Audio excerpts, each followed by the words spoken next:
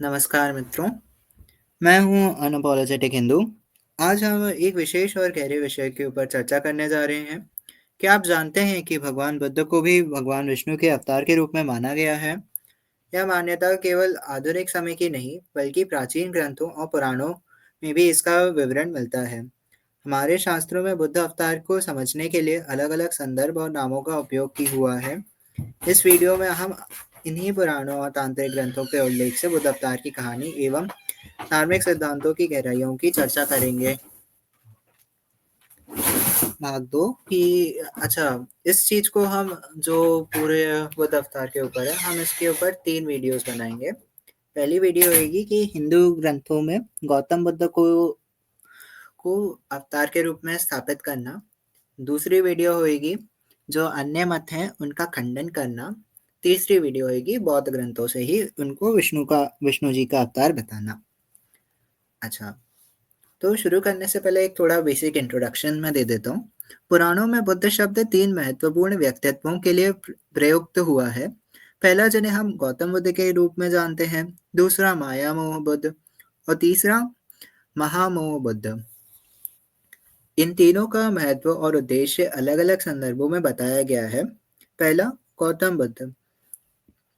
हमारे समय के बुद्ध जो ज्ञान प्राप्त कर संसार और अहिंसा और करुणा का संदेश देते हैं, वह गौतम बुद्ध हैं। दूसरे हैं माया मोह बुद्ध। ये हिरण्यकश्यपु के वंशजों का मोह में डालकर उन्हें अधर्म का मार्ग बताते हैं। तीसरे हैं महामोह बुद्ध। ये त्रिपुरासुरों की सेना को मोहित कर उनका संहार करने में मदद करते हैं।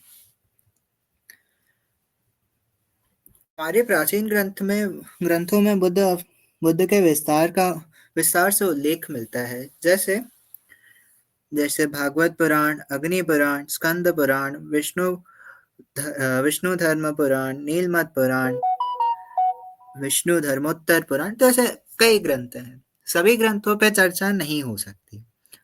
हम सिद्धांत पे बात कर सकते हैं उसके, जो मूल सिद्धांत है। तो सबसे पहले तो हम शुरू करते हैं, जो अधिकांश लोग प्रश्न करते हैं, हमारे बुद्ध तो सुगत बुद्ध हैं, बौद्धों के बुद्ध गौतम बुद्ध हैं, तो दोनों बुद्ध अलग हैं। तो इसके खंडन के लिए मैं सबसे पहले प्रस्तुत करूंगा 10वीं शताब्दी का एक ग्रंथ या एक काव्य बोल लीजिए। 10वीं शताब्दी में महाकवि छेबेंद्र द्वारा रचित यह ग्रंथ है। इसका नाम है दश अवतार चरित्र। अब मैं आपको इसी से पेश करूंगा। दश अवतार चरित्र बाय महाकवि छेमेंद्र। तो जो दश अवतार चरित्र है, इसका जो पहला अध्याय है मत्स्य अवतार के ऊपर, उसमें जब 10 अवतारों को गिना जा रहा है, उसमें 9वें स्थान पे है सुगत मुनि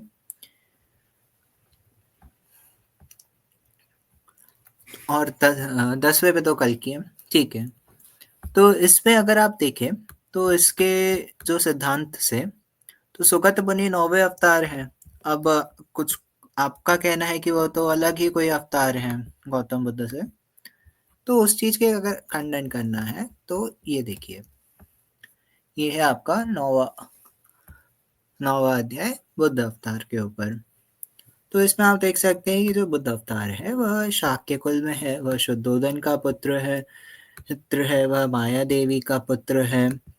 तो मतलब यह तो विशेषतः गौतम बुद्ध के लिए ही किया गया है, क्योंकि वह शाक्य कुल में बोला जाता है उनको, शाक्य सिंह उनकी उपाधि है, उनकी उपाधि शाक्य सिंह, शाक्य में सिंह है। तो इससे खंडन मिलता है। ये जो पूरा अध्याय है, ये अध्याय भी काफी हद तक जो बौद्धों का ग्रंथ है अश्वघोष का बुद्ध चरित्र, काफी हद तक उसको सपोर्ट करता है, इसका जितना मटेरियल है। बस उसमें ये चीज लिखी है कि जो हरि है वह अगर भगवान के घर में पैदा होते हैं, भगवान के रूप के अवतार के रूप में पैदा होते हैं। और उसमें मतलब इतना ही अंतर देखने को मिलेगा। फिर दूसरा ग्रंथ मैं जो आपको दिखाऊंगा वो है पद्म पुराण का तो पद्म पुराण में तो मैं सबसे पहले तो इसका आपको इंग्लिश ट्रांसलेशन दिखाऊंगा और फिर मैं दिखाऊंगा उसके संस्कृत को। तो इंग्लिश ट्रांसलेशन में अगर आप पढ़ेंगे, हाँ, इंग्लिश ट्रांसलेशन अगर आप पढ़ेंगे तो आपको देखेंगे कि यहाँ पे जो नौवा अवतार है वो तो बुद्ध का है। नौवा अवतार तो भगवान बुद्ध का है। जो बुद्ध अवतार है उनके ऊपर लिखा है कि वह दैत्यों को मोहित करते हैं, वह देवों के देव हैं, वह उनके हाथ में कोई हथियार नहीं है, उनने पूरा वह विश्व को जीत चुके हैं, वह श्रीधर हैं, वह दुष्ट दुष्टों को दुष्टों को बहिष्कृत करते हैं, वह दैत्यों को बहिष्कृत करते हैं। उन्होंने उन्होंने वेदों का अर्थ को बचाए रखा है। वह शुद्धोधन के पुत्र हैं। वह परामितेश्वर हैं। वह प्रज्ञा परामितेश्वर हैं। वह पतितों को वेदों का मार्ग बताते हैं। यहाँ पे एरेटिक यानी पतित के लिए है, जो अपने वर्ण में च्युत हो जाता है उसको पतित बोलते हैं। और वह उन्हीं के ग्रंथों में के प्रिजर्वर हैं। अच्छा, और इसकी जो संस्कृत है, संस्कृत से तो आपको पूरा कन्विंस कर दूंगा कि ये गौतम बुद्ध का ही विवरण है, कोई और बुद्ध का नहीं है। पहली चीज जब आपको बुद्ध अवतार का वर्णन देखने को मिलेगा तो निर्हत्यार मतलब कि निर्युद्धो यानी कि बिना हथियार के, गौतम बुद्ध ही बिना हथियार के देखने को मिलता है।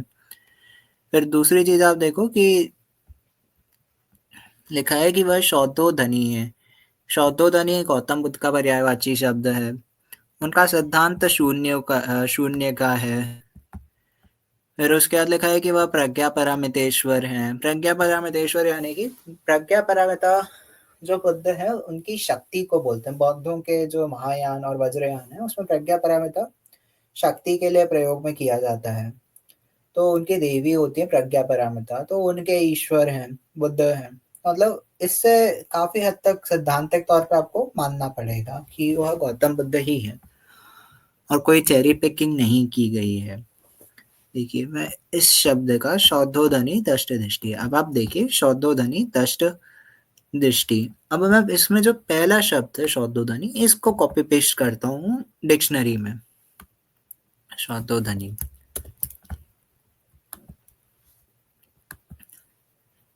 तो अगर आप देखें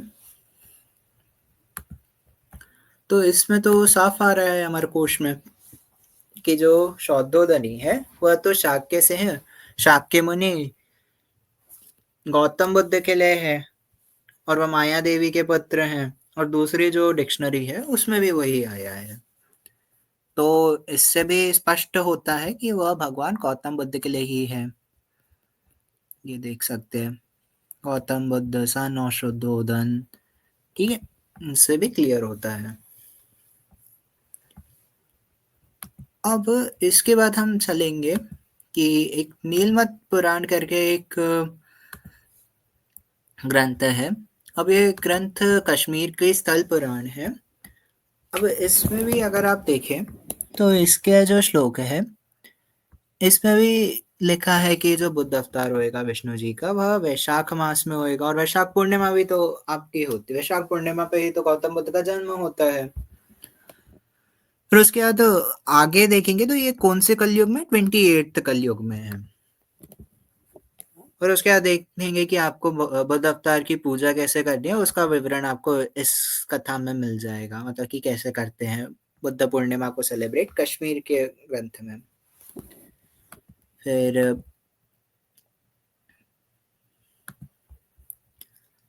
अब आता है ये चीज, अग्नि पुराण में भी बुद्ध अवतार को शुद्धोधन का पुत्र के रूप में बताया गया है कि यह सुन के श्री भगवान शुद्धोधन के पुत्र के रूप में अवतीर्ण हुए।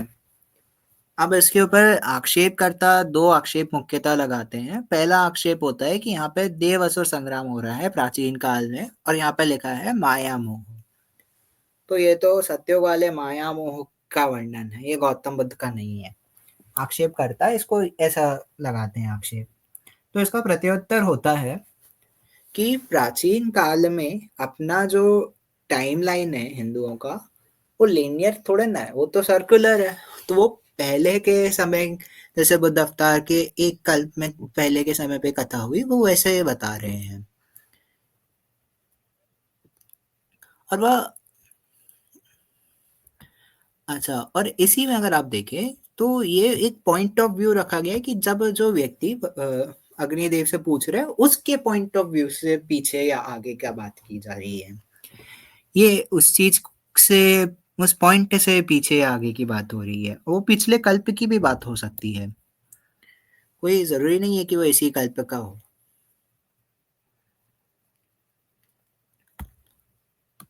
फिर उसके बाद आप देखें तो ये तो हो गए हमारे छोटे छोटे ग्रंथ।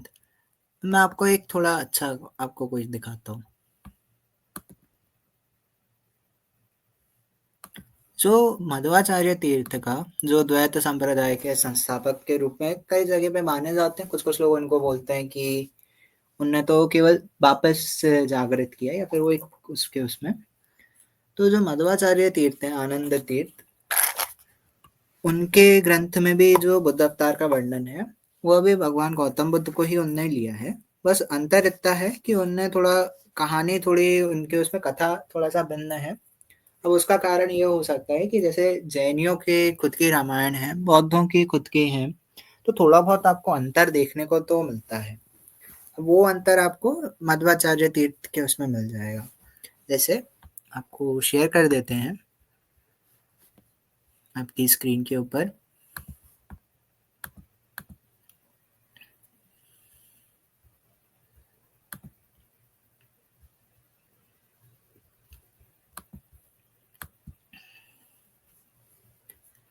तो अगर आप देखें इसमें अगर है तो ये है आपका मध्वाचार्य तीर्थ का ग्रंथ है, महाभारत तात्पर्य निर्णय। अब इसका मैं आखिरी अध्याय 32nd अध्याय में हूँ मैं। तो इसमें क्या कथा है कि जो कलयुग के 1000 वर्ष बाद, हाँ, कलयुग के 1000 वर्ष बाद शुद्ध जो त्रिपुरासुर में सबसे बड़ा है वह धरती पे पुनर्जन्म लेगा। और इस पे देवता आपस में बात कर रहे हैं कि क्या करें ऐसे में। तो भगवान विष्णु बुद्ध का अवतार लेंगे। इस कथा के अनुसार जो वास्तविक शुद्धोधन का पुत्र था उसको, उसकी जगह पे भगवान विष्णु स्वयं लेट गए थे। और श्री हरि बोलते हैं कि मैं बुद्ध हूँ। और जो शुद्धोधन है वो जिन और शुद्धोधन एक ही माना है मध्वाचार्य तीर्थ ने। जो कुछ कुछ ग्रंथों में जिन आता है, कुछ कुछ ग्रंथों में शुद्धोधन आता है, वो वैसा एक ही माना है उन्होंने। तो फिर उसके बाद वो बताते हैं कि वो जो अब कुछ कुछ लोग, अपन ने अभी भी ऊपर भी देखा कि दैत्य दानवों को मोहित करते हैं। तो दैत्य दानवों का एक युद्ध है, उस समय आते हैं। तो वो कौन सा वो युद्ध है? तो किसी कल्प में, किसी एक कल्प में ऐसी ही कुछ घटना हुई कि जो शुद्धोधन की सेना है वह, क्योंकि शुद्धोधन उस कल्प में त्रिपुरासुर का रीबॉर्न था, तो उसकी सेना शिवजी की, शिवजी और बाकी देवों से भिड़ गई। तो उस समय पे मोहित कर रहे हैं भगवान विष्णु। फिर इसके बाद देखेंगे आप तो इसमें भी है ना, शून्यवाद का सिद्धांत भगवान बुद्ध के द्वारा दिया गया है। फिर बुद्ध के द्वारा दो दो सिद्धांत है, एक वैदिक अवैदिक, कि ये देखो ये the same time Shri Harindra special teachings की, ये हो गया वैदिक वाला। अभी यहाँ पे अवैदिक वाला शुद्धोधन को दिया, तो ऐसा अर्थ इनने किया है।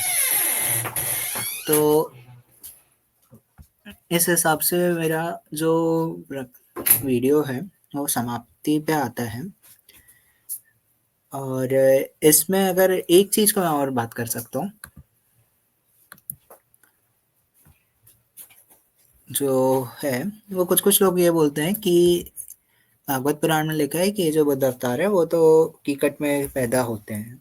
तो वो जो श्लोक है अगर आप देखें, हाँ, तो इसमें भी अगर आप देखें तो इसमें भी कहीं पे बुद्ध अवतार मगध में पैदा होंगे नहीं लिखा, मगध में आएंगे लिखा है। मजेदार बात। और वो आएंगे अर्थ क्यों सही है, क्योंकि जनसुतः या जनसुद्ध एक वचन है, कीकटेशु बहुवचन है, तो एक व्यक्ति प्लुरैलिटी ऑफ प्लेसेस में कैसे बॉर्न हो सकता है। तो इसलिए भी आपको इधर वह उनके बहुत सारे उनका जो कार्य क्षेत्र है वो आपको मानना पड़ेगा कि वह मगध के भिन्न भिन्न क्षेत्रों में आएंगे। उसका अर्थ आप वो नहीं लगा सकते कि वो वहां पे पैदा हुए।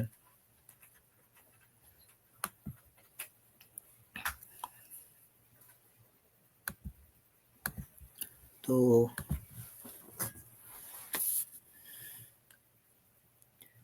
मित्रों, आज के इस विशेष विशेष विषय पर हमने जाना कि कैसे बुद्ध को हिंदू धर्म में विष्णु जी का अवतार के रूप में स्वीकार किया गया है।